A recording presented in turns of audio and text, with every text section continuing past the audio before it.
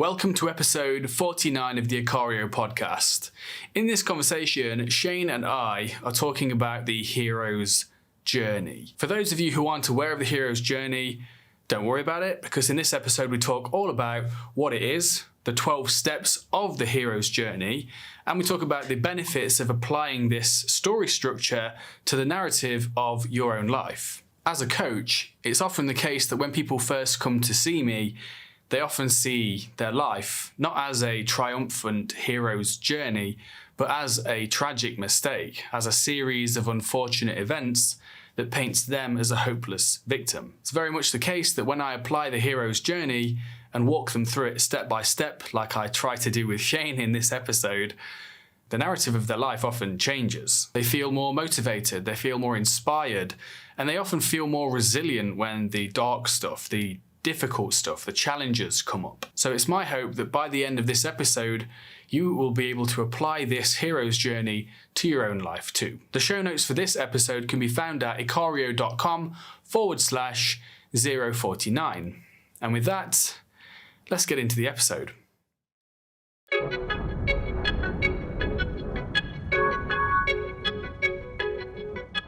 Shane, how you doing, mate? Ollie, I'm good. Still in Romania. Yeah. For the time being. Can't wait till you can get your ass back in Lisbon, mate. I mean, probably it's a matter of weeks now. We'll see. As opposed to months. Yeah. All right, lovely. Well, for the time being, we'll just make do with this Zoom setup until we can get these sexy microphones back on the go. And for the audience listening to this, we will resume our silky sweet audio shortly. Yeah. And we admire your patience. We have this sweet podcasting setup just sitting there being neglected. It's tragic. Exactly. This is as good as it gets. We're still using this weird Jabra headset microphone setup. So yeah, anyone listening, we admire your patience. Well, anyway, we have a comment again. We mentioned a fair few episodes now. We've talked about this weird phenomenon where people leave a long ass comment and YouTube just flags it as spam and gets rid of it for some reason. Not even. Not even. It doesn't even show up in spam. It just disappears. The only way we know that it happens is that you get the email notification before it gets eaten up by YouTube. But then you can't even, it's not even in flagged or anything. It just disappears. Anyway, happens every once in a while. And we got another comment that we want to highlight here because it's really a shame that YouTube just disappears them like that. Yeah, it is. It's dodgy. But anyway, we have received it. We got it through the email. So this is from Hazel. And it's a very chunky comment, so we thank you, Hazel, for that. But we're gonna attempt to condense it down to the gist. So Hazel, Shane, is expressing general appreciation for the wealth building course, and for anyone listening to this who hasn't quite encountered that yet, hasn't heard about it, we did talk about it on a podcast episode, which I will link in the show notes. But yeah, it is a free wealth building course that Shane put together, just seemingly whipped up in a number of hours. And if you want to build that level of productivity, we also have the 21 days transformation as well, if you want to check that out. Wow, yeah, so two promos in one. Although to be clear, the wealth building course is free, right? You can even watch it on YouTube. It's free. But yeah, go ahead. True, actually, yeah, it is free. We've even put it out on YouTube, two videos.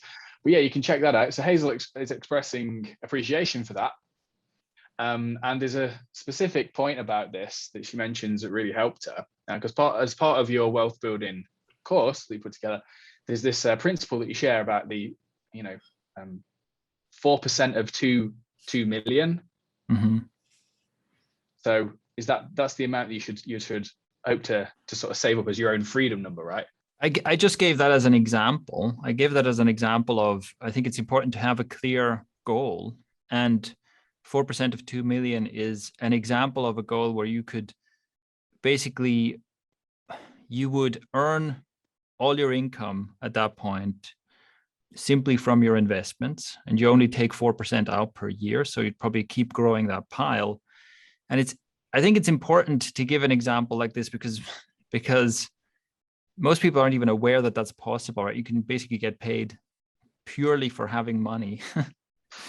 And yeah, 4% of 2 million is 80,000. So you would pay yourself $80,000 per year, which is, you know, a higher salary than most people get, doing literally nothing, right? And that is what actually passive income is. There's a lot of talk about passive income where people are like, oh, I'm doing a side hustle, it's passive income. No, it's not passive income. You're working for this money. This is passive income. You're just sitting on a portfolio and you're pulling out $80,000 a year and your portfolio keeps growing. That's passive income. And it's important to have a very clear goal. You say, this is what I'm working towards, right? Now, for most people, building a $2 million portfolio would be a very long-term goal. That might be like your lifetime. You know, that's what you retire on, right? Because unless you do something very entrepreneurial, it's going to take you a couple of decades to do this, but it's possible.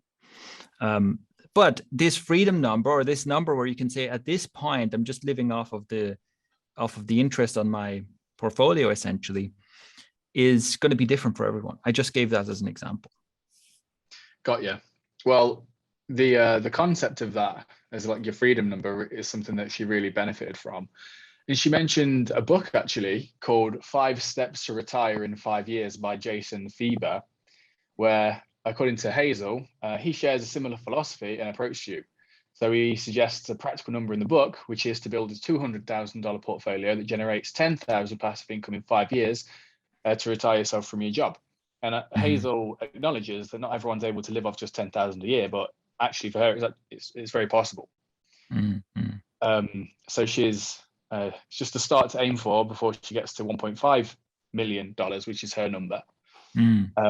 But she mentions that this actually really helps her motivation to do this, to have a clear number, which is precisely what you talk about in the course, is having a solid number to shoot for. Yeah. Because I think that's, and it's really cool to see. And also, thank you for sharing that book. I didn't know about this book. And I always love it when people, you know, share other resources and things. I think that's really cool. And yeah, I'm happy to see that this is useful. And this is also, you know, the reason I shared this whole course is because I just over the years learned so many things about wealth building. I'm like, holy shit, why did nobody ever tell me this, you know? And yeah, this, I think a lot of people have this much more vague idea of, yeah, I guess I'm going to save up and something, you know, it's like very vague. You just kind of hope that future you will have more money than you, pretty much, right? And having a very specific goal where you say, this is the number I work towards, and understanding how you're actually going to live off of that number. It's not just, I'm going to save up until I retire and then I'm just going to live off of my savings, and like, you know, you try to time it so that you don't cross zero before you die, you know. That's not a great retirement plan. Needless to say. But she mentioned that you know, the book itself, it's not specific. I mean, it does a similar thing to the wealth course, in that it's meant to give you a different perspective about freedom and money, which gets you to the right mindset and habits that open up your wealth building opportunities, which, according to Hazel, is far more valuable to her than learning a specific investing tactic or something like it. Totally, yeah. And this is also, look, I think this is kind of the one leveling up you have to do if you get into this, if you get into the pursuit of financial freedom. It really is like that, like, you know, at the lowest level are people who are looking for a specific tactic, a specific thing. Those are also related to the last episode, you know, mental self-defense, people getting scammed. Those are the people who get scammed. If you're looking for someone to tell you, you know, buy this stock or buy this crypto or buy whatever, you put your money here and then that will give you the guaranteed returns. That's exactly how you get scammed, right? So I think it's really important that you level up. You have to go past that where you're just waiting for someone else to tell you the secret to getting rich quickly. And instead, just like Hazel says, like, develop the knowledge, develop the mindset so that you can actually make your own decisions. This is a crucial step. Like, you have to level up to there to really start. You know, that gets you to the starting line of building wealth. As long as you're still, I mean, it's kind of a, I don't mean this in a mean way, but I see it as like almost, you know, the confused masses, like the confused masses hoping that this guru is going to tell them the secret, or hoping that this meme stock or whatever is going to do it for them. You know, they're basically just looking for the one thing, and that's just not how it works. you have to go, in order to get to the start line of this race, you have to get to the point where you go, no, actually, I want to level up the way I think about this and my knowledge of this, and I'm going to actually do this, Yeah. Agreed. So yeah, thank you for that, Hazel. Once again, sorry your comment got swallowed, but it was very useful, and we always appreciate feedback. We always appreciate people stroking our egos. So thank you again. Yes, Thank you you're again always welcome to say nice things about us. Always, we will not resist that. All right. Well, anyway, shall we get into the topic of today's episode, Shane? Let's do it. Yeah. All right, let's dive in. So today's topic is on the hero's journey. What do you know about the hero's journey, Shane? Well, the hero's journey, right? It comes from A Hero with a Thousand Faces. And it's this idea that if you look at stories and fables and whatnot, you see this common pattern that repeats in story after story after story, which has been dubbed the hero's journey, where it's basically always you have the protagonist, the hero, starts in some state of equilibrium, and then there is an inciting incident. There's something terrible happens that throws everything out of equilibrium. So, the hero grows up in a peaceful village, and then the big bad comes along, the army of orcs or whatever comes along, and they burn everything down, and the hero loses everything. So you have this arc where there's first like a great loss and a great pain, and the hero is thrust into a new situation that initially he can't deal with. And then there's usually, there's the struggle and everything seems hopeless. And then there's usually the appearance of some kind of a mentor figure. This would be your Yoda shows up and gives some wise advice or trains the hero. There's a training montage usually at this point. And yeah, there is.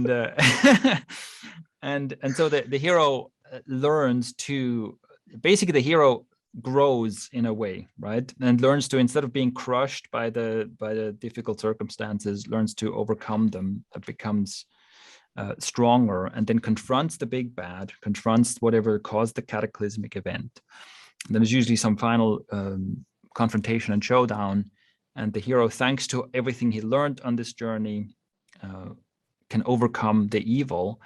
And then there's usually a return back to equilibrium, except that the hero is a changed person, right? So you get back to the point where now the village is peaceful again, but our hero, who started off as maybe, a naive farmer's boy, is now like a strong leader and is, somehow he basically has grown through this journey. And this is essentially in roughly these beats. You can just see these in so many stories. And it is also essentially teaches us a lesson about human nature and about life, which is that in order for this growth to happen, so in order for the naive farm boy to become a strong leader or the future king or whatever, he has to go through this experience. There has to be this adversity. There has to be an inciting incident and an overcoming of great challenges. Otherwise, this won't happen. And yeah, that's basically the hero's journey. Yeah, I think you summed it up pretty damn well. So there's something about that.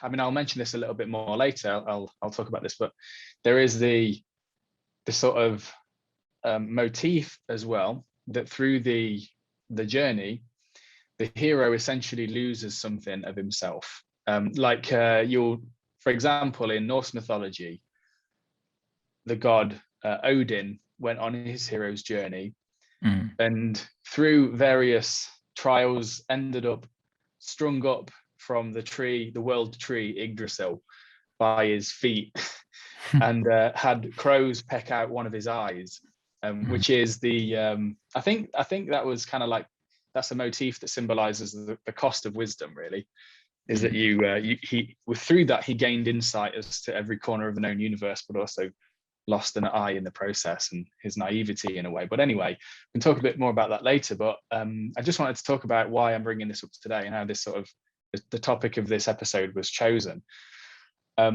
So recently in my own private coaching business, I've been putting together like a sort of a few, just tightening things up instead of just people booking sessions, putting them through a process like a journey kind of thing.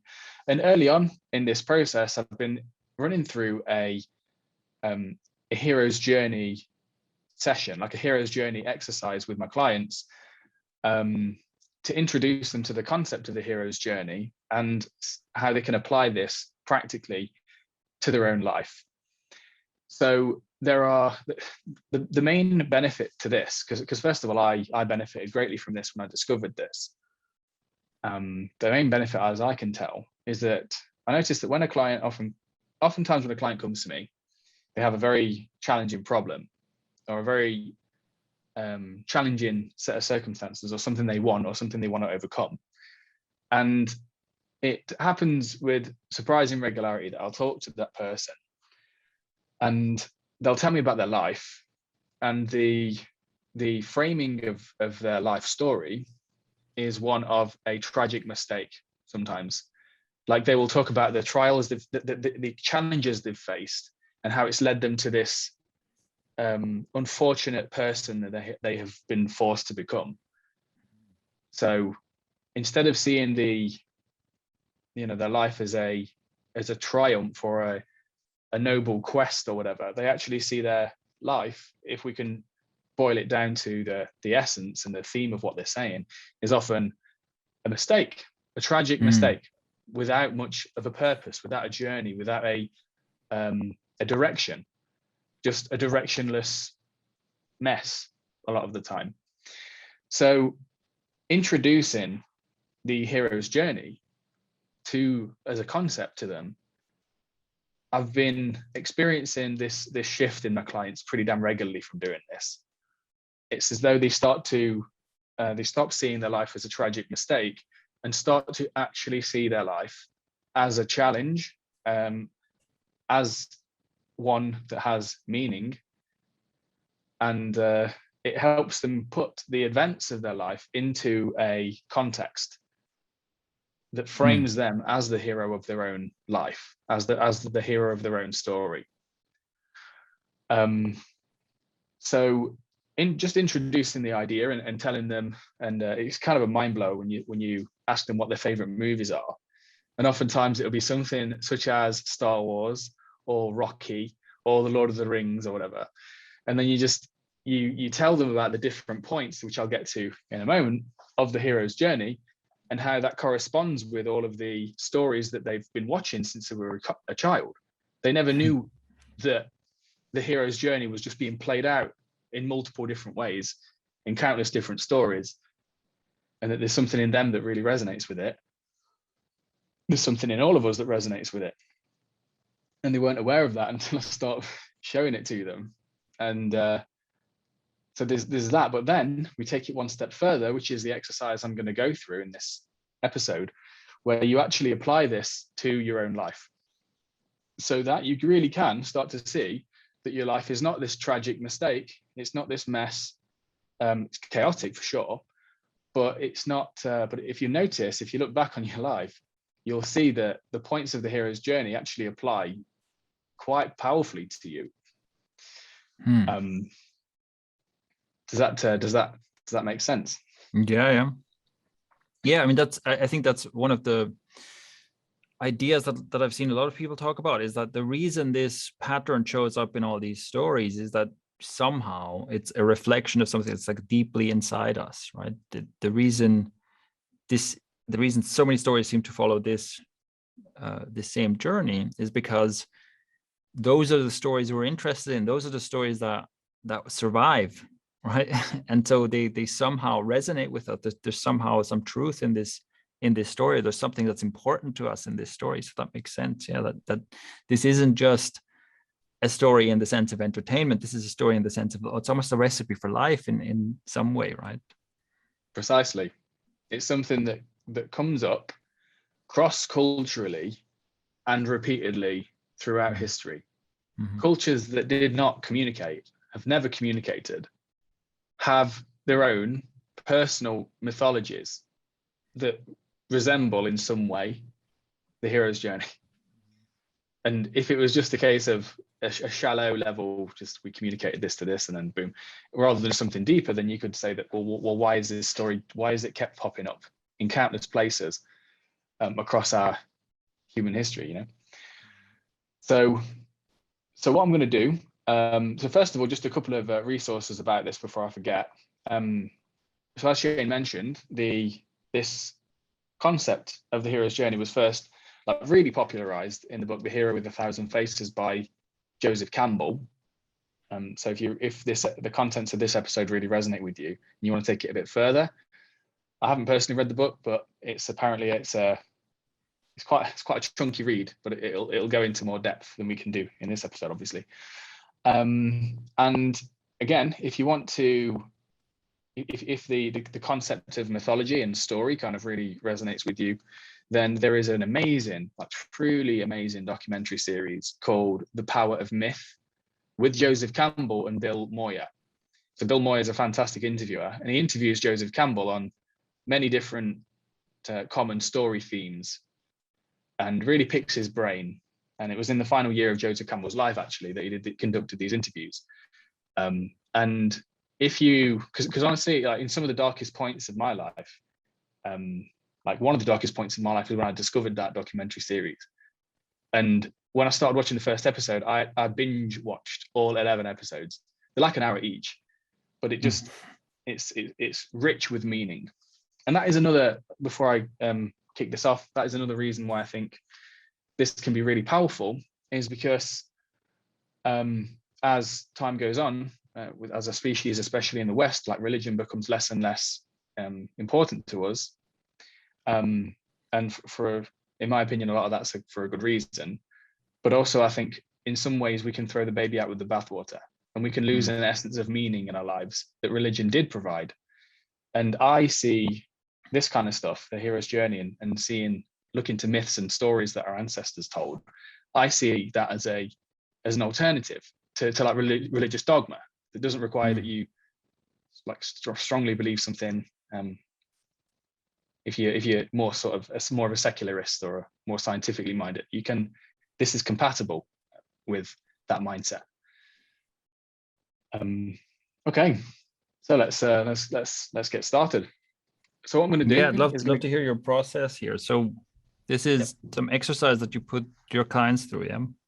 Yeah, this is a 12-step process that I put clients through, and a session usually lasts between 60 and 90 minutes. It's quite deep, but we're obviously not going to spend that long on this.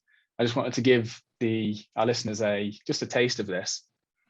That being said, if anyone listening to this would like to actually go through this process, then what I suggest you do, because there's 12 steps to it, I suggest that if you really have the time and the inclination, you can press pause and you can answer some of the writing prompts that come up as you listen to this, if you wish.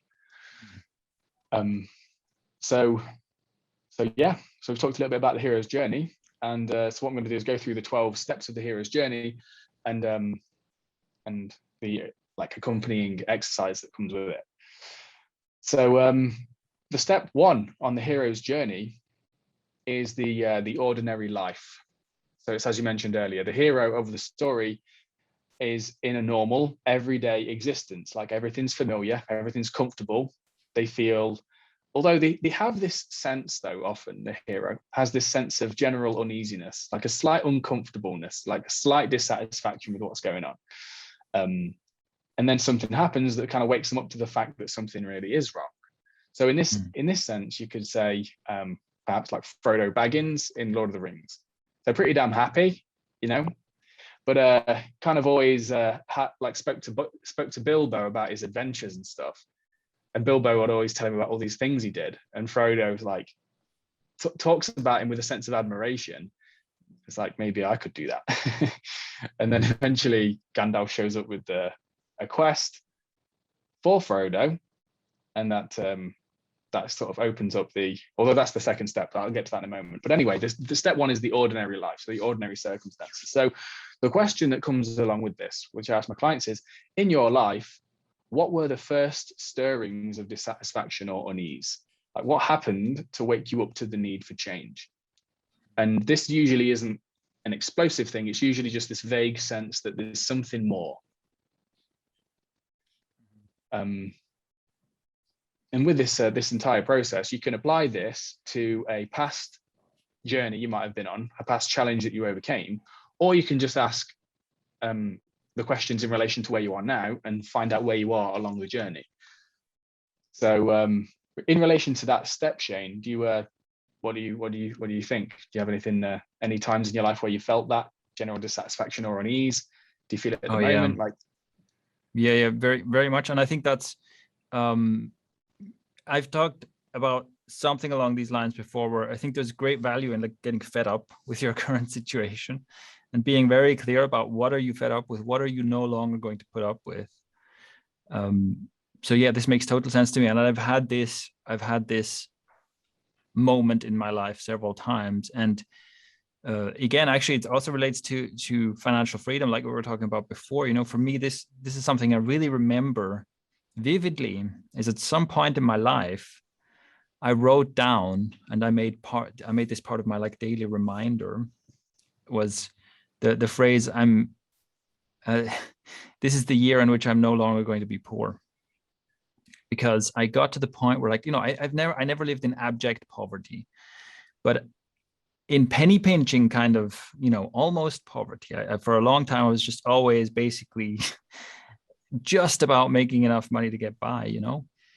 I was so fed up with it. And the moment I really like admitted that to myself, like admitting, first of all, my financial situation is bad. And secondly, I'm not going to put up with this anymore. I'm going to figure out how to change this. That was really powerful. And for me, that was like, I think that's the kind of thing you're getting at, right? Where you get to the point where you turn that vague, is not nice, into a specific thing where you say, this is the thing I'm fed up with. This is what I'm going to start attacking now. Yeah. I mean, that you're talking about is in the next, is really kind of the next step.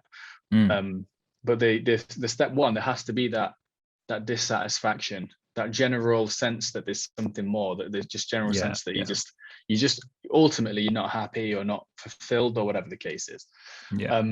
And just a quick point I forgot to mention about this entire process is that it's not truly essential that you can neat and tidily map your life or any situation onto each step. It's not likely that it's going to follow the exact same pattern in a very clear way, and it doesn't matter that it does.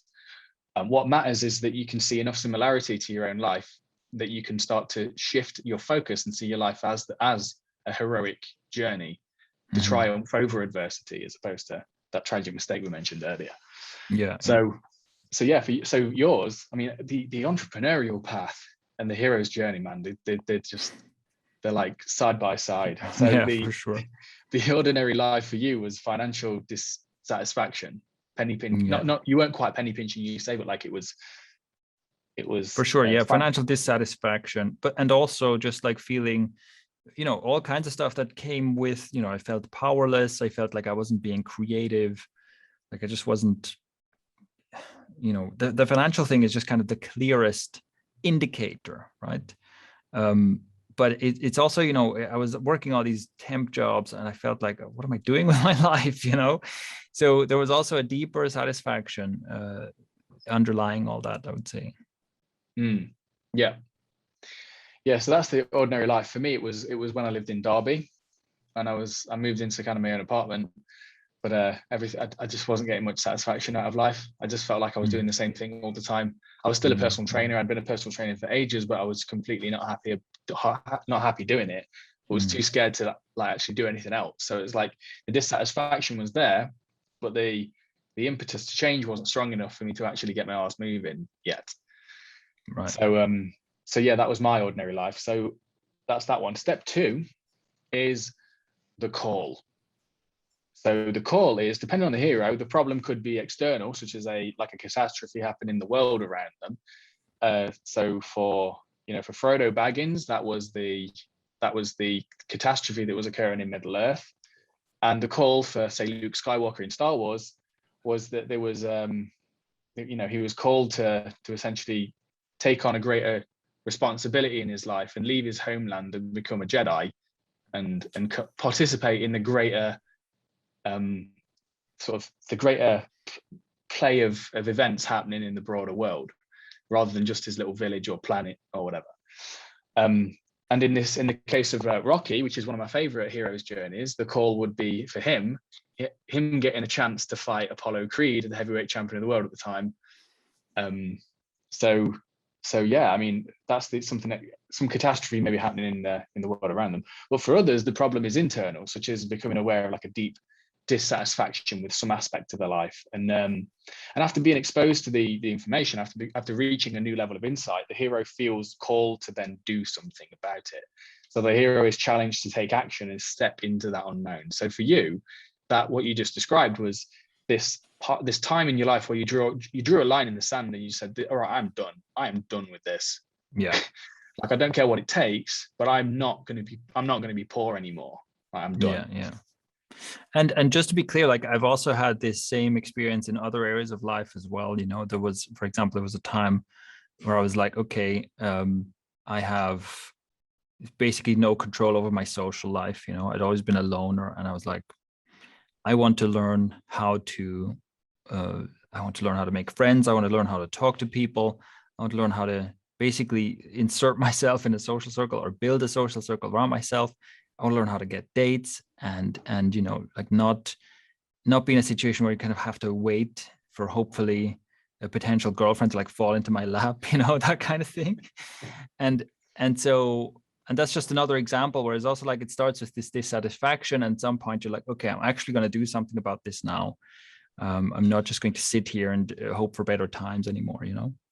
Yeah, exactly. It's that time when you finally, for a lot of people, it's a case of, I mean, in the process of sort of maturation as well, it's a process where you finally stop looking to other people to tell you how to live, and you stop looking to other people to first of all, you stop looking for other people to blame about how your life is. And you start taking a form of real responsibility for what's happening in your life. For a lot of people, that's what the call is.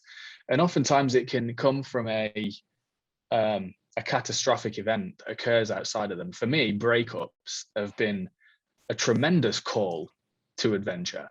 When I've been in a relationship that ends up being very safe feeling and quite day-to-day, quite humdrum, quite, yeah, I think safe is the word I could use, the main word I could use to describe it.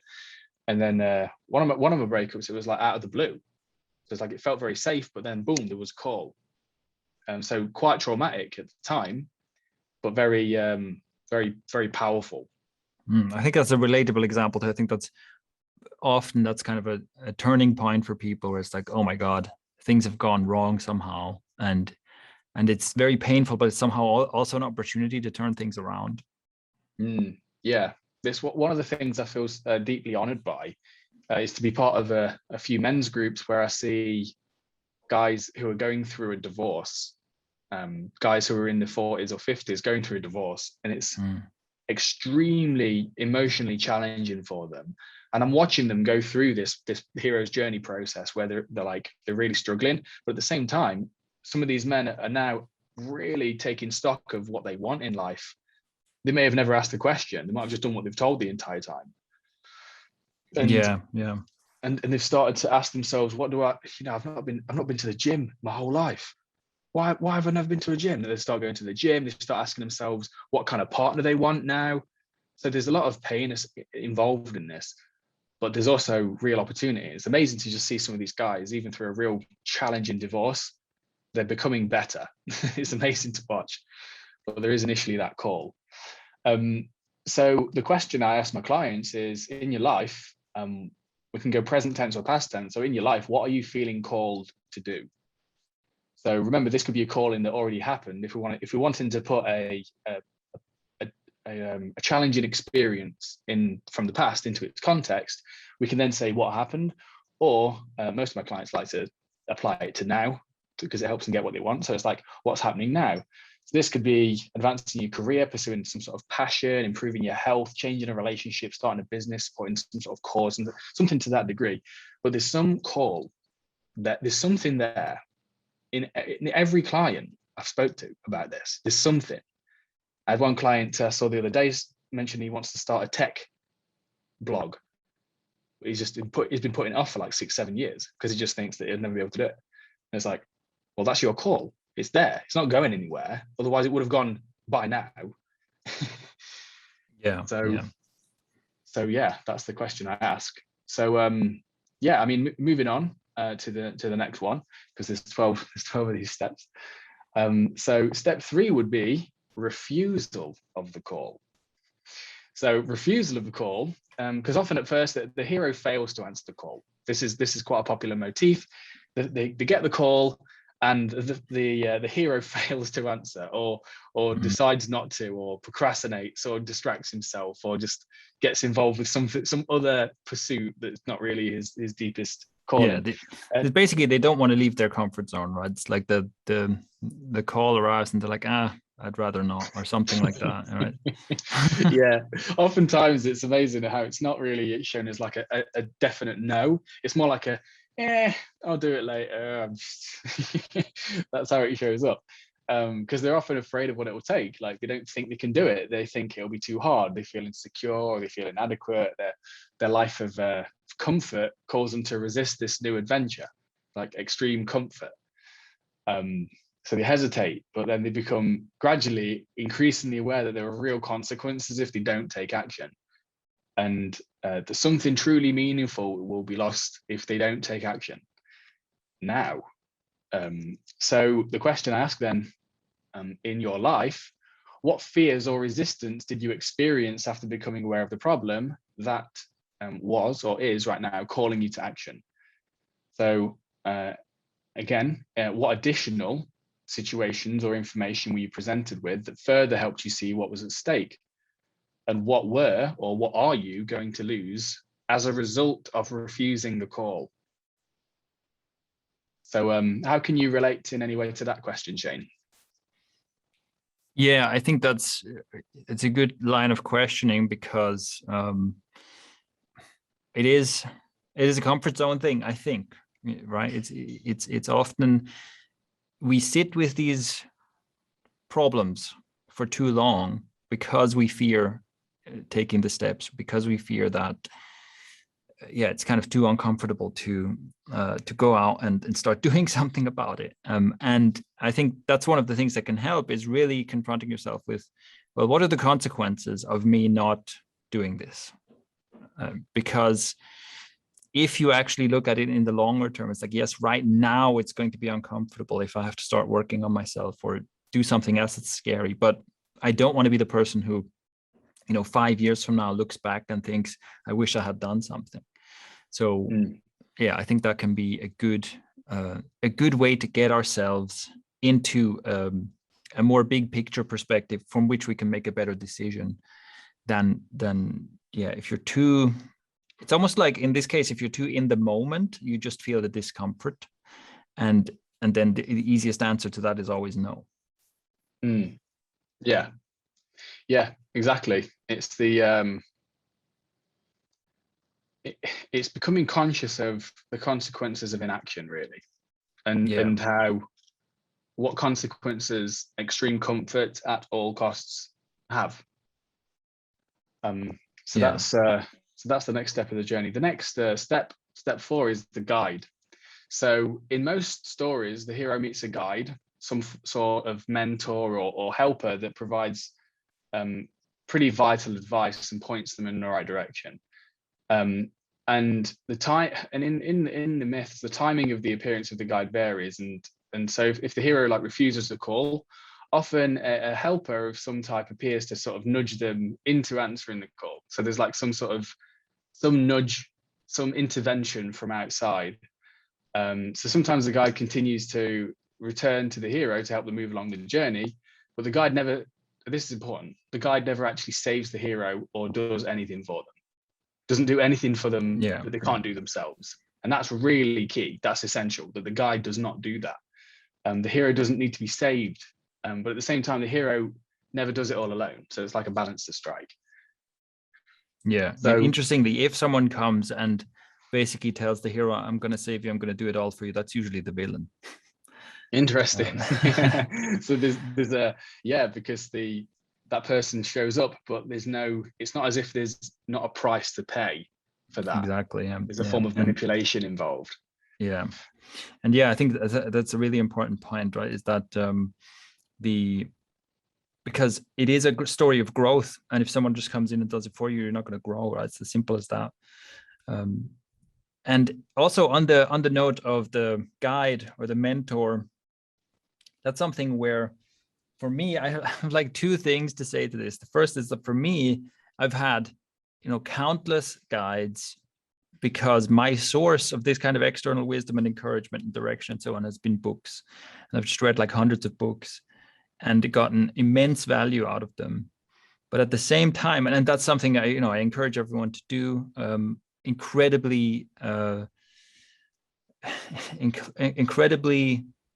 positive ROI thing to do with your time, is to read good books.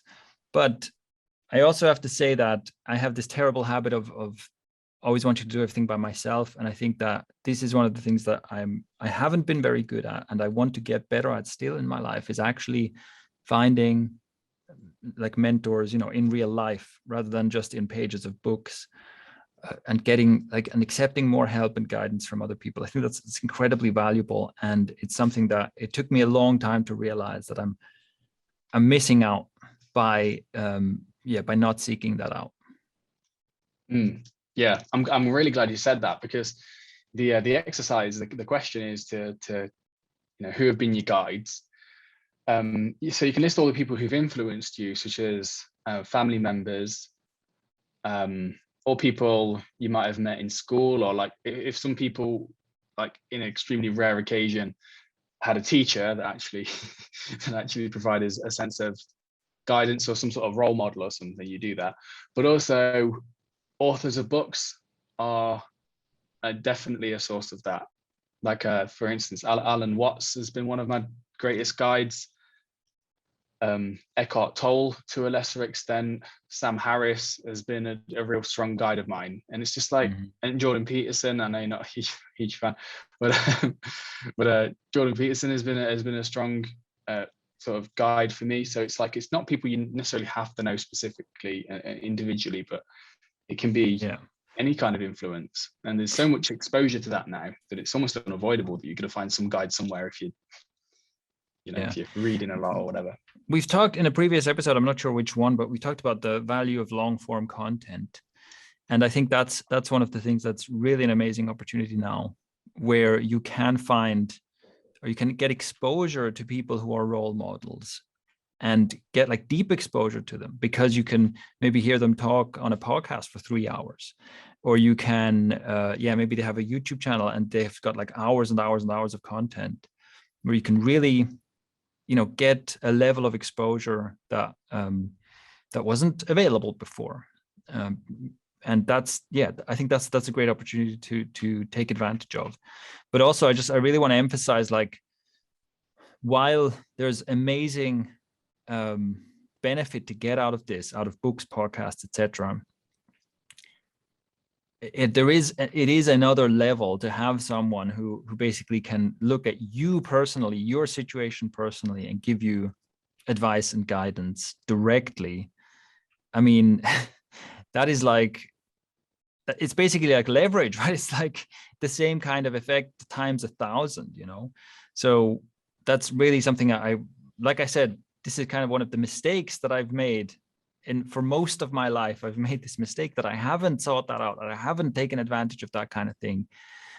So I really, really want to emphasize, any chance you get to find it good, and I'm talking about really good, like have extremely high standards for this. But any chance you have to work with a really good guide in person is going to be very, very worthwhile. And I also mentioned the high standards because, of course, this is something that is exploited a lot, right? There's lots of gurus who come along and will tell you that they're going to be your Yoda, that they're going to be your guide, but actually they just want your money, right? So you have to be careful of that. 100%. Yeah, I'm glad you mentioned that, because the role of mentorship and guidance is extremely beneficial. I'm sure you experienced some form of that in martial arts training. though, Shane, no? Well, that's very limited, basically very limited, because I was basically at odds with my teachers more than anything else there, right? And yeah, I feel like in my martial arts journey, I learned more of what not to do and who I don't want to be. And I learned how to spot gurus and things like that. You know, I learned a lot, but I didn't, yeah, I didn't have this kind of thing where it's like, yes, this is my role model or this is my guide. It was more complicated than that. Got you. So you learned more about what not to do and what not to be. Yeah. Yeah. Okay, so moving on. So that was the guide. So step 5 is the threshold. And this is the pivotal moment when the hero officially leaves the ordinary world and steps into the journey in a way that they can't turn back. So this is a decision point. This is when the hero actually begins the quest and starts making it happen. And in Lord of the Rings is just such an amazing moment where Samwise Gamgee and Frodo reach the edge of this field, and then Sam, literally the directors, the producers, the writers know exactly what they're doing here. So if I take another step, it will be the furthest away from home I've ever been. That is Samwise Gamgee as his own hero's journey. That is Samwise Gamgee's threshold moment, or both of their threshold moments. It's like it's the furthest part away they've ever been from home. And if they continue going, there literally is no turning back. This is the threshold. So in your life, in our lives, the question that would suffice here is, what decision point have you ever experienced? Like, are you even there now? Like, what is the threshold, this sort of pivotal moment? If people struggle with this question, you can sort of imagine that you stepped from your old life into your new life. Like, what would be the actual step you'd take, the jumping off point that would actually signify the start of this quest? Yeah. And I recommend that people create this for themselves in a non-reckless way. So, and what I mean by that is, I sometimes see people take reckless decisions as a kind of an attempt of crossing the threshold. And again, you know, I've seen this mostly working with entrepreneurs for many years, you know, where someone will go, I've quit my job so that I can fully dedicate myself to my startup. It's like, well, maybe that was just a really dumb decision, because, you know, especially if like, well, what is your startup? Well, I have this idea. Oh my God, man, you have an idea and you quit your job for it. That's just a bad decision. Like, of course you can say, well, you know, this is the point of no return. I've handed in my notice, I've quit my job. But like, that's not a good way to do it. It's not a good way to do it, because you're just, if you think of it strategically, right, the risk profile of what you've just done is like the likelihood of failure here is much too great, unless you have a lot of money saved up and you can, you know, keep going without a job for a relatively long time, so you can actually do all the learning you need to do to translate an idea into a successful business. But just like throwing yourself into it like that, you know, it's a terrible idea in most cases.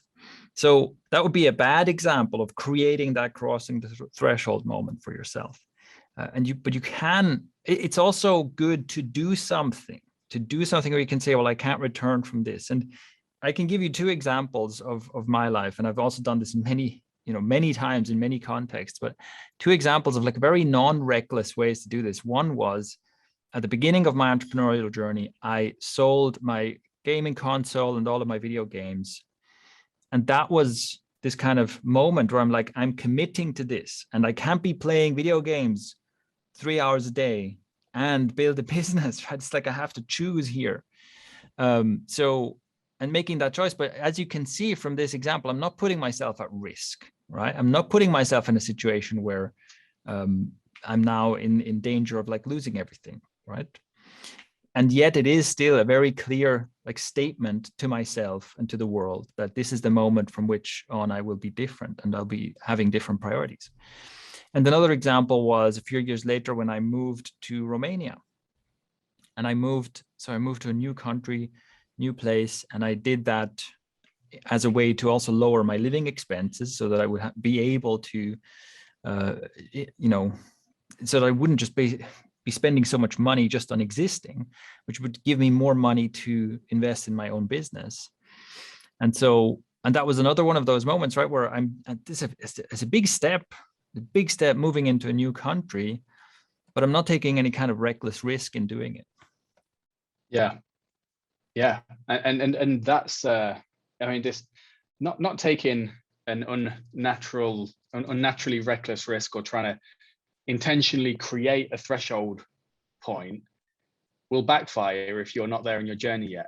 If you're like, I'm going to create a threshold, I'm going to sell everything, it's like, no, you're not there.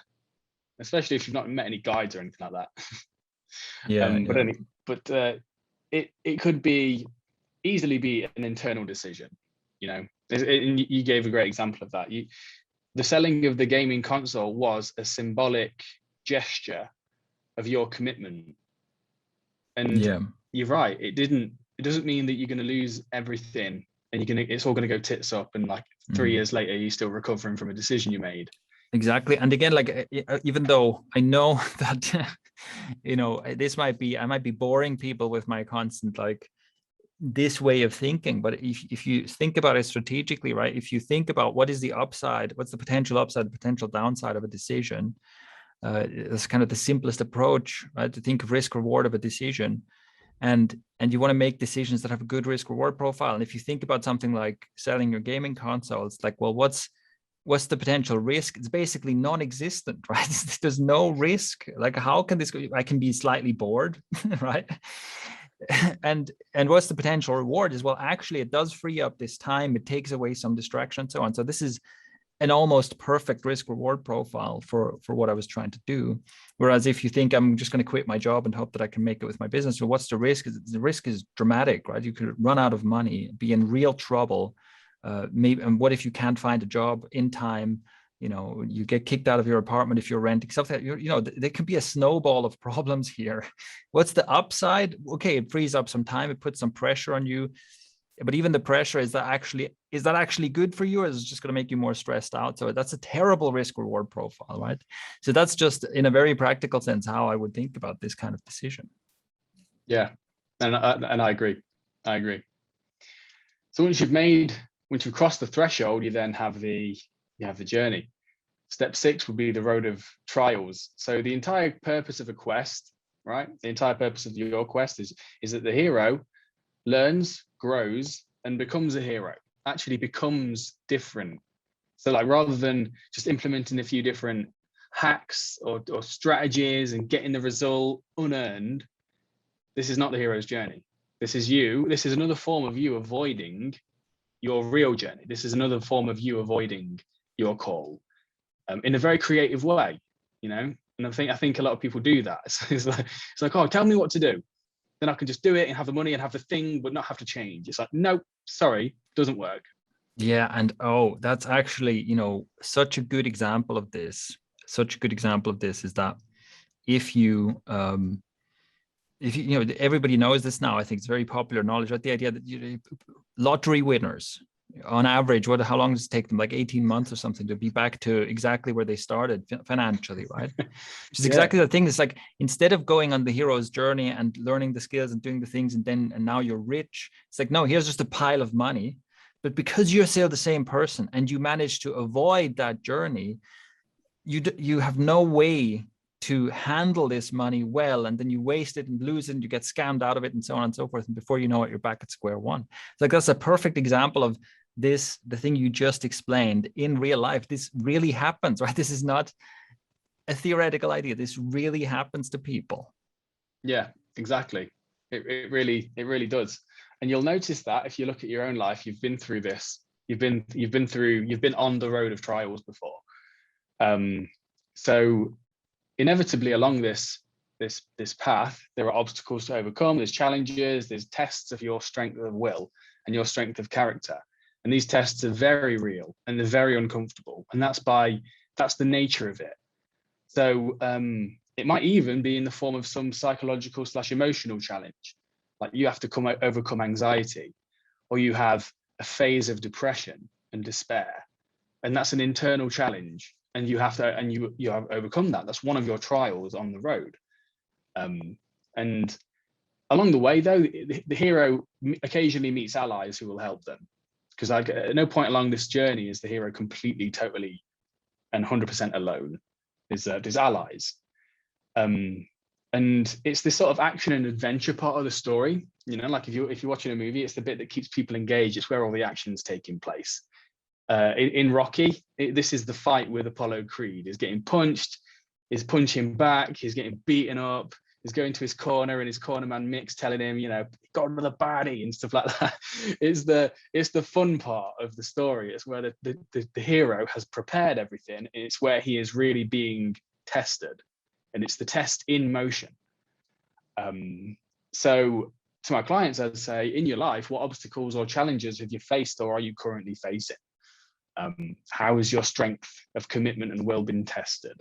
And what are the and it's because through the test, through the road of trials, you're essentially adjusting to a new world. You're adjusting to a new circumstance you're creating for yourself. You're becoming a different person, essentially. And the transformation of old to new is not a smooth ride.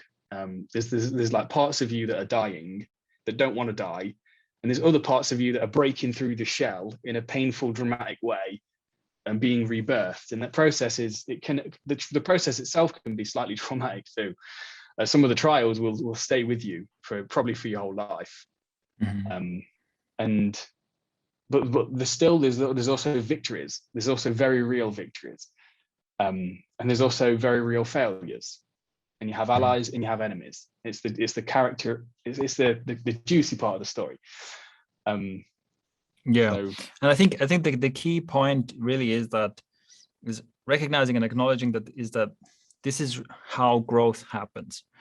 It happens through the right kind of struggle, the right kind of adversity. It's also important to not make a false equivalence here and just think that suffering is always growth, right? And then just like suffering for the point of it. No, it's realizing that that growth always goes along with this struggle. So you will be struggling in some form. You will be, and whether that's struggling with frustrating creative problems or struggling in a much more like physical sense, whatever, again, like a gym analogy, if you want to grow your muscles, you have to suffer through weightlifting. Now, it's not like torturous suffering, but you have to like do that pushing and overcoming and discomfort.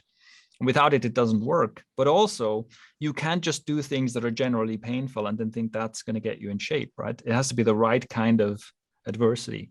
That's where growth comes from. Yeah, well said. So step 7, once we're on the road of trials now, we're having a scrap, we're having a fight. Step 7 is when it's called the approach of the innermost cave. So this is a turning point. This is when the hero, because there's depths to the process of transformation too. It's not just have a bit of a fight and then you change. It's like there's depths. The journey to the underworld. There's loads of layers to it. So this is when the hero finally goes all in. So they reach the point when they were 100% certain of what must be done. They're ready to accept the risks and the possibility of failure. This is like a second decision point, and it happens when the hero approaches this innermost cave. So it's like another threshold. It can be something literal. In the story, it could be like having to literally enter a cave to face a demon.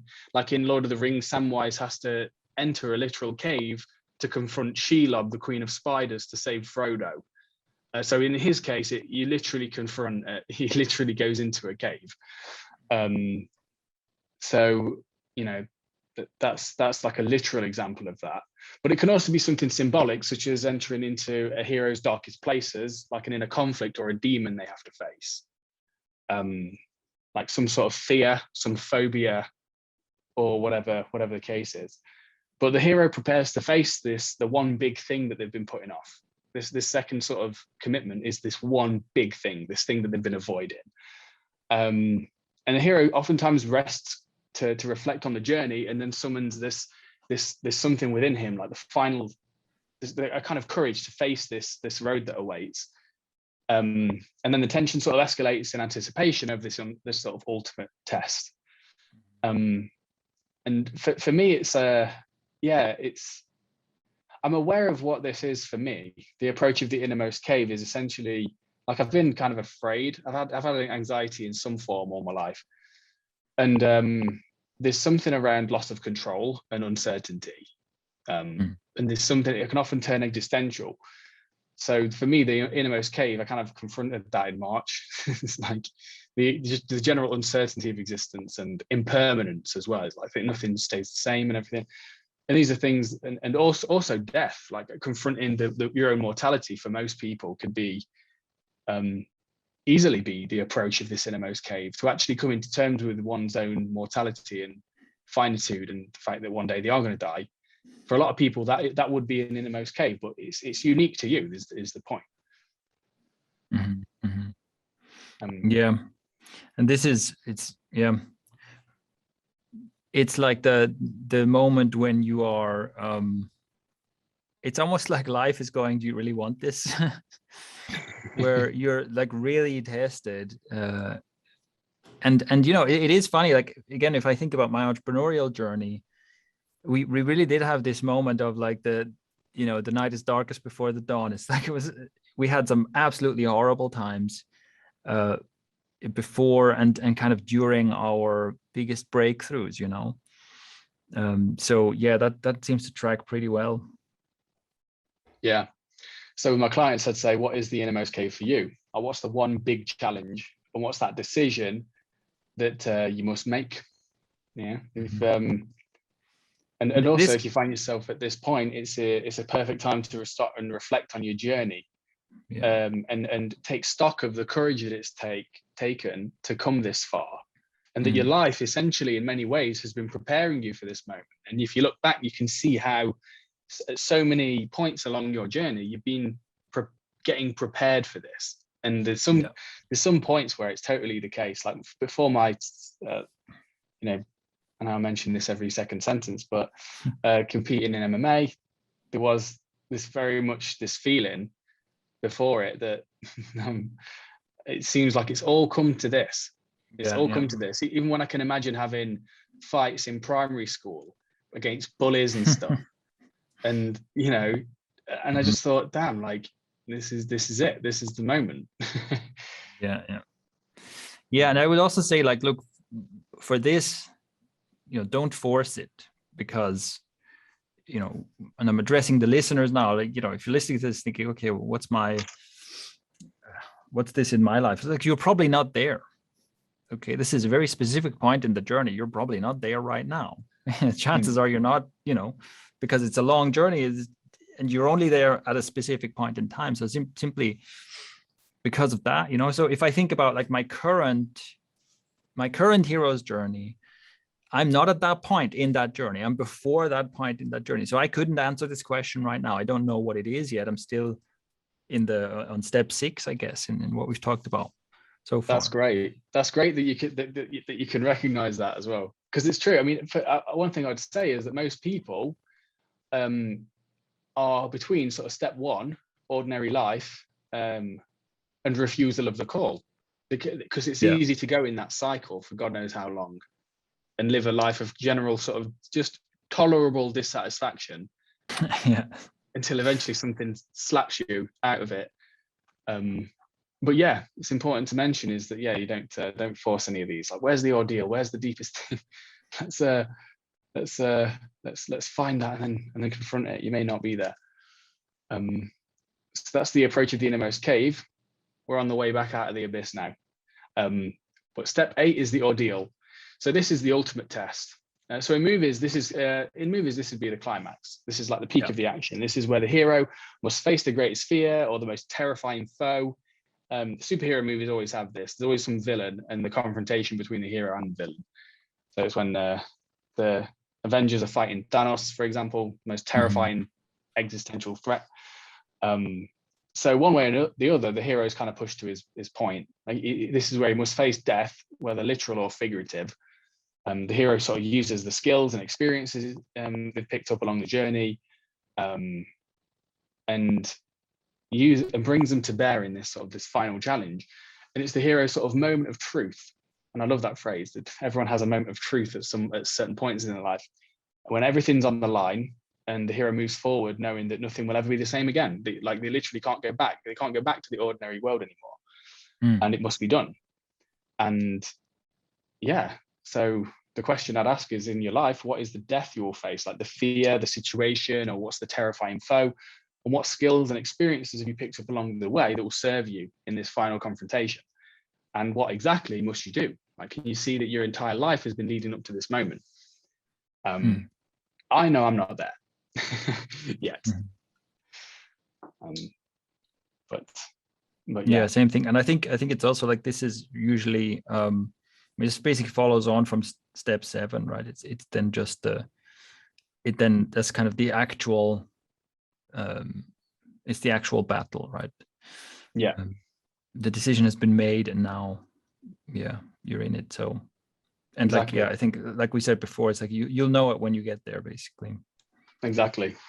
And the final few steps, so we have step 9, which is the transformation and reward. So this is where the heroes defeated the enemy, survived, and overcame the problem.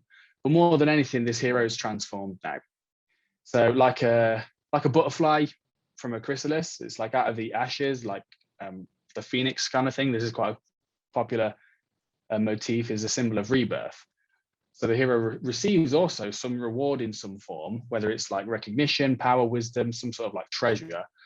But in the end, no matter the price, the true reward is always the personal transformation itself. Like the real change is internal. So the exercise would be, in your life, what will this transformation look like? How will you feel? What will be different? How will you be different? And what reward will you enjoy? And why will it all have been worth it? I see like what the kind of person that you have to become in order to, to have the reward, really. Yeah.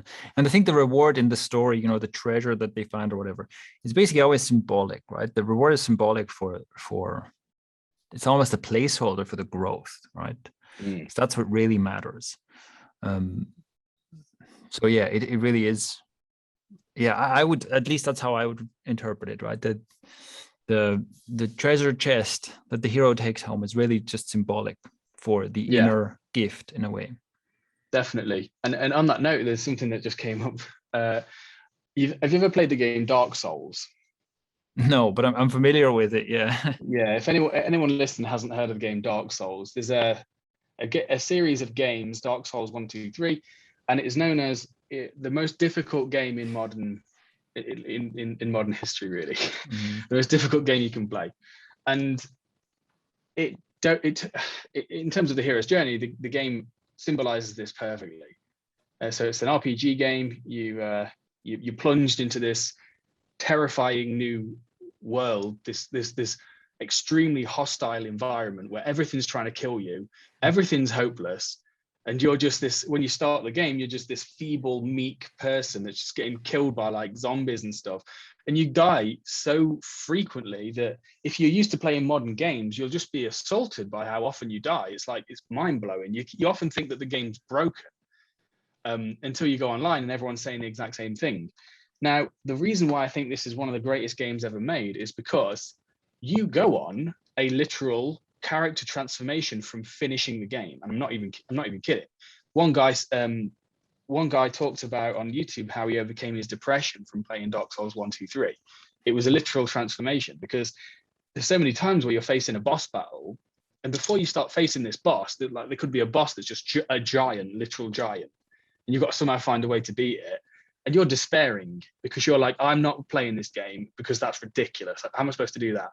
Or you've been beaten like 20, 30 times by the same boss, and you have to somehow summon up the will and the courage to even go, you know what, let's go again. And you literally, you transform, you become better at the game and everything. You go on a character transformation. So that game's a fantastic example of that. And I think this is a good thing to be aware of, because I think there's, with video games, there's essentially the comfort trap problem, where a lot of video games are structured in such a way that it's actually exactly what we talked about, where it is done for you rather than you doing it. So, instead of, it's like, yes, you play a hero in this game, but what happens is that, you click on the monsters and the monsters die. And then your hero Like the game makes your hero progressively stronger. You're not getting better. You're still just clicking on the monsters, right? It's just that now every click does more damage than before. And so the game is kind of making your character stronger over time. So your character is developing, is going through the hero's journey, but you aren't. You start the game clicking monsters, you end the game clicking monsters, the same thing, right? And then the game throws all these superficial rewards at you. You know, here's the points and the gold and the diamonds and whatnot. And, you know, it gives you all these signifiers of reward to keep you hooked. And what a game like Dark Souls does, or what a game like a skill-based game does, is that yes, you also level up your character, but the meaningful thing that happens is you have to get better. You have to get better at playing this game. You have to actually improve your reflexes. You have to actually master the controls and so on. And as such, it is you, the player, who goes through the hero's journey rather than just watching someone else do it. And it's interesting to me that the gaming industry went from that being the norm, games super hard, to more and more of these hand-holdy games where everything is done for you. And then the rediscovery of actually it's more fun if I have to struggle through the challenges myself, you know? Exactly. Well said. That's exactly it. Yeah. It doesn't seem like this superficial thing where it just made your character better, level up, you know? Yeah. So yeah. So step 10 is the road back. So this is where the hero, because the hero can't relax and enjoy the thrill of victory for very long.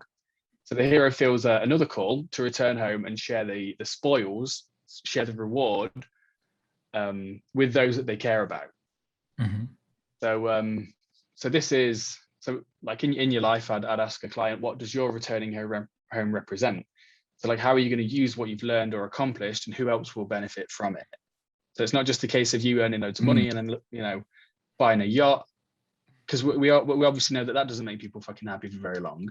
So it's like, how does everyone else, as members of the human species, whether it's your family or whatever, how do other people benefit from this, from your journey? And I think you're a good representation of that, Shane, because obviously you started off doing like Thrive themes and stuff, and it was you and Paul working your balls off. But then now you've got a team of God knows how many people. And it's like, that is your journey. You trip to the underworld and all the shit that you went through, and now you have a team of people who you support. Yeah. And And I think also in a more general sense, I think it's like, if you don't have that, if you don't have a goal that goes beyond yourself, I think for most people it just doesn't work very well, you know. So even if you stay with that example, if you think I want to start a business, but all I care about I just want money. I just want as much money as possible. That's all I care about. And so I'm going to take advantage of my customers as much as possible. I'm going to take advantage of anyone who works for me as much as possible. I think for most people, it's pretty unsustainable. And it's also generally not a recipe for success. Whereas if you have this where you go, yes, I want a successful business, I want money, but I also want to make sure that I bring real value to my customers. I also want to make sure that people who work for me enjoy working and have basically I want to make sure it's a good experience for them too, right? This kind of element of it is not only for me, it is for me and for others. I don't know why, but to me, that just makes it much more sustainable. Like I would have never, ever worked as hard as I did if it was just about me. So you're saying that all along, there was always a goal in mind of this benefiting people. It was always a driving factor, yeah. Probably instrumental in your success then, to some degree. I think so, yeah. I don't think I could do this if it was just for me, yeah. So final 2 steps. Step 11, rebirth. So this is the moment where the hero crosses the final threshold. So the hero's gone on a fucking journey right now. There's a final test. So this is the final test of the hero's true growth. So the hero is tested for the final time. It's their moment to sort of demonstrate their mastery and then step into their power finally. So this battle pushes the hero to defeat their limitations and finally release their old self, like once and for all. This might be some temptation, some addiction, something, some final sort of temptation or confrontation. And it's usually when you think you're over and done with it, when something pops up as the final sort of jab, as the final test or temptation. So I'd ask that in your life, after transforming, defeating your foes, or reaching your goal, what final battle may you need to face? And I ask this to clients because they've not yet reached this point, or they may have done in the past, so they might be able to relate to it. It might be the case, like as one example, it might be the case that someone quits alcohol and then they think they're over it, and then they get a stressful circumstance in their life come up, and then pow, they've got this addictive craving that hits them like a ton of bricks. Right. And it's like the final temptation. And then do they crumble and cave to it, or do they finally do something, finally say no to it? I mean, they might have those cravings again. Addiction is kind of like that, but this is like a symbolic thing. So that's the rebirth. Step 12, which is the final step, return with the elixir. This is when the hero returns to his ordinary world, a changed person. They'll have something to share with those back home. So this could be a solution to a problem, a new perspective, a resource, some sort of resolution with the, with the family members or with the people from back home. And sometimes the hero faces doubters or even punished for his journey that he's been on.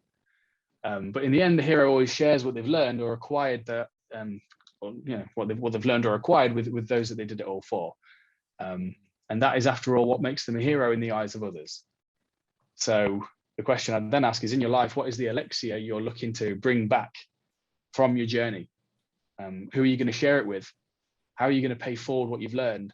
And for me in my life, the elixir I'm bringing back is the growth I've experienced from leaving home. Like, I've left and come to Lisbon, gone on a real big journey to hopefully do something different than what a lot of my family members before me, like my grandparents and whatever, did. They basically stayed local and stuff. And also a kind of inner healing, because me and my family have gone through quite a bit of traumatic stuff, and I hope to be able to sort of heal that. And also I want to benefit my own children one day, is that, like, I hopefully have dealt with enough baggage that I won't project it onto them. So it's like the return with my elixir is kind of going to benefit my current family members and even those that haven't been born yet.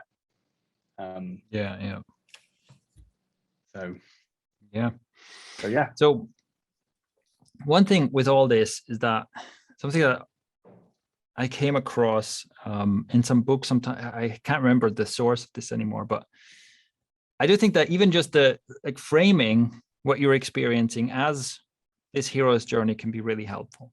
And I think I kind of stumbled on this in two ways. And one of them was, like I said, this from an unknown source, this phrase, enjoy the spaghetti years, where the idea was that, as an entrepreneur, you're probably going to go through a period where you're just eating spaghetti because that's the only thing you can afford. And you don't have time to prepare anything else, right? You're just like cooking spaghetti at home. But the idea that, hey, enjoy the spaghetti years, right? There's also something charming about that. And that was, I'm really glad I came across that, because to realize that, hey, there's something, if I think about, when I was living in Romania, sharing a small flat with my business partner, and because it was a small flat, like basically he set up his computer in the kitchen and worked from there. I set up my computer like in a closet, literally in a closet, and worked from there. So it's clearly like this is not the glamorous life, right? And of course, in every objective measure, we're doing much better now than then. But there's something really unique and special and charming about those times, So it's like enjoy it while you're there. And the other thing is also, like, I think the way I stumbled into this whole idea before I even knew about the hero's journey was that, as I think many people do when we get interested in personal development, I started trying to find out, well, what have other successful people done? How have other people succeeded? And what can I learn from them? And in reading about other successful people and hearing their stories and so on, I realized that this is a pattern, right? Basically, every person who has achieved anything worthwhile will tell you a story about all the trials and failures along the way. And it helped me frame my own experience as I'm in that part of the story, And it's very different to experience struggles and failure and think, oh my God, I'm the worst, I'm terrible, I'm destined to fail. or experience struggles and failure and think, oh, I'm in that part of the story that every successful person tells. I'm in that part of the story after which comes the success and the breakthrough. And that really, really helped me. Yeah. I've heard you talk about that before when you and Paul were roughing it. Yeah. And when you talk about it, you can't help but smile, I've noticed. Because it's this reminiscing, like, oh my God, yeah, me and Paul. Yeah, it's cool, yeah. Me and Paul were there. But I bet at the time it was like, holy shit, is this going to work? Are we really going to do this? Like, yeah, of course, there's downsides to it, but it is one of those things. And I think many worthwhile adventures, even like, I also like to use just hiking as an example. You go for a hike, like that's going to be unpleasant for part of the period. You know, it's like you're walking up this hill, your legs are on fire and you're out of breath, you know. It's like, but that's not a reason not to go on a hike. It's just like you're in that part of the story. You're in that part of the journey, right? It's all good, basically. Precisely. Yeah. So that's the 12 steps along the hero's journey. And that kind of comprehensively covers it. So I take clients through this, and they, if they don't finish in a session, they do it as homework and map out the whole life according to the hero's journey, or the place they're at in their life right now. But it's mainly through this. It's the principles and the takeaways they get from this, which is about, well, for one, it's not about avoiding problems, and it's not about the reward itself. And it's not about avoiding struggle and discomfort. It's never about that. The hero can't do that. It's fundamental to the journey. And I think that is the thing that changes people's minds the most, is whereas before they just had suffering with no context or meaning. But when you can see that this is part of a greater journey of yours, and temporary, because like every part of the story is temporary. You're not just at the call part of the journey your entire life and then you die. That's impossible. Yeah. And that's it. And it's about how you can use your life experience to make a greater impact. So I say to my clients, just find out where you are along the journey, and then journey on. Yeah, good stuff, man. Thank you for sharing that. I think that's a really cool way to contextualize personal development. Yeah. So I'd love to hear questions and comments about this. I'm sure some people will go ahead and do this exercise. Love to hear your feedback. So if you want to jump in the comments, let us know what your experience with this was, or in the community, if you're part of the ikario community. Would love to, hear some people's take on this, because I think this can be a super valuable tool. Yeah. And where are you at along your journey? Leave a comment. Yeah. All right. Good stuff. That's everything. Thanks for listening, guys, and we will see you next week. See ya.